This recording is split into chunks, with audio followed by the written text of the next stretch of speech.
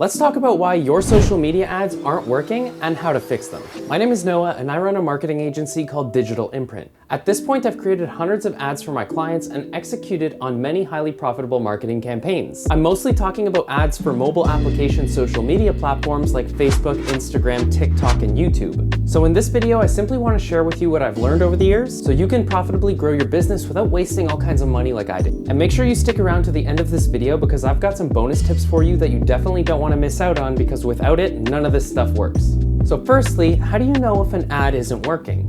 Well, the best way to judge whether or not an ad is working is by looking into the ad's click-through rate, also sometimes called CTR. All the ad platforms will give you access to this information. So the job of a social media ad is typically to get the user to take a certain action, like clicking on the ad and going to a landing page or to something like a lead form. So click-through rate is simply the amount of people that clicked on the ad divided by the amount of people that saw the ad. So if 100 people see the ad and then 2 people click on it, that means that your click-through rate is 2%. Generally speaking, a click-through rate of 1 to 5% is where you want to be. Less than 1% means you need to start testing new ad creatives. So what can you do to get your ad's click-through rate as high as possible? So number one, and most importantly, your ad has to have an offer that your target market actually has a desire for.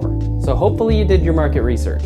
If your offer is $10 off a haircut, you can confidently say most people have a desire for that because most people, generally speaking, have hair that needs to be cut at some point. Just kind of like I do right now. So in that case, you can show that ad to a pretty broad audience, and generally speaking, you should have a pretty high success rate with it. However, if your offer is 10% off a balayage treatment, you're not gonna have a high click-through rate if you show that ad to men. Number two is that your ad creative needs to resonate with your target audience. Everything from the visuals to the script, music, and tone. Think about it, if you're in the market for an epic dragon tattoo, what type of imagery would you want to see? Now, compare that to somebody who's in the market for yoga equipment. You would probably expect to see something completely different. Yes, there can be overlap. Yes, there can be nuance. And yes, one person can identify with multiple subcultures.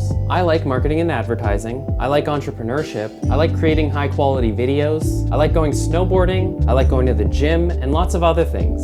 So if a marketer wanted to sell me something, they could craft a separate ad campaign for each of those interests. And if they're good ads, I'll go broke, but yeah, you get the idea.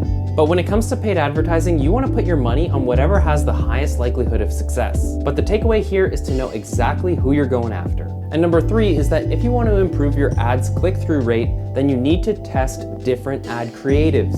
And this concept is like the backbone of social media advertising. At the end of the day, you might have a really good idea of what ad can really resonate with your target audience, but ultimately you can never say with 100% certainty that this ad will work all the time at any point, no matter what. And that's why you always want to test your ad creatives.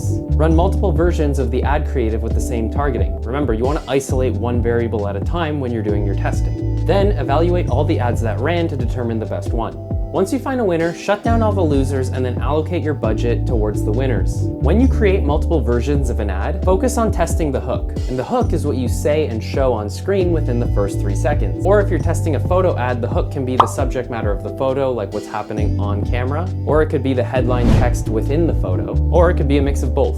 Either way, the hook is the most important thing to test because the user, when they see your ad, they'll decide within the first 3 seconds whether or not they're going to be interested and keep watching, or whether or not they're just going to keep scrolling and move on to something else. All right, time for the bonus tip I promised you. So keep watching, this is super important. So you know how I told you to stick around to the end of the video for a bonus tip? Well, that's a sneaky way of getting you to watch my whole video. I did that because social media platforms want to show their users content that their users enjoy. And that's true for organic content and ads. If users dislike the content that they see and they're skipping everything that they see, they probably aren't enjoying their experience on the platform. So how do they even know if the user enjoys watching the video? Well, chances are if you didn't like the piece of content that you're looking at, you probably wouldn't stick around to watch the whole video, or if it's a photo, you probably wouldn't look at it for very long. So a high average view duration is a really good indicator of a video's performance and whether or not people like it. Also, there's engagement, so if a user likes, comments, or shares your ad or video, that means that they probably like it. And if they like, comment, and share, and watch the whole thing, well, it doesn't get better than that. When users enjoy the content that they see, they stay on the platform longer, which means that they're gonna see more ads, which means the platform itself makes more money. So when it comes to making ads, the platform will give you what you want, which is click-through rate, if you give them what they want, which is good content that keeps the users engaged and watching. and staying on the platform. So you may be wondering, well, if the user clicks on an ad and goes to a landing page, aren't they leaving the platform, and won't the platforms not really want that? The answer to that is yes, and that's why lead forms are a thing, because lead forms are native to the platform, so a user can give you their information and become a lead without having to leave the platform. So lead form ads can actually be cheaper on average compared to ads that link to a landing page. But then again, they'll still let you link to a landing page because after all, that's what you're paying them for. Also, a user is much more likely to take action if they enjoyed the content that they were just consuming. Something to keep in mind is that if your ad has a really high click-through rate but a low average view duration, that's not a bad thing because ultimately the goal is to get the click.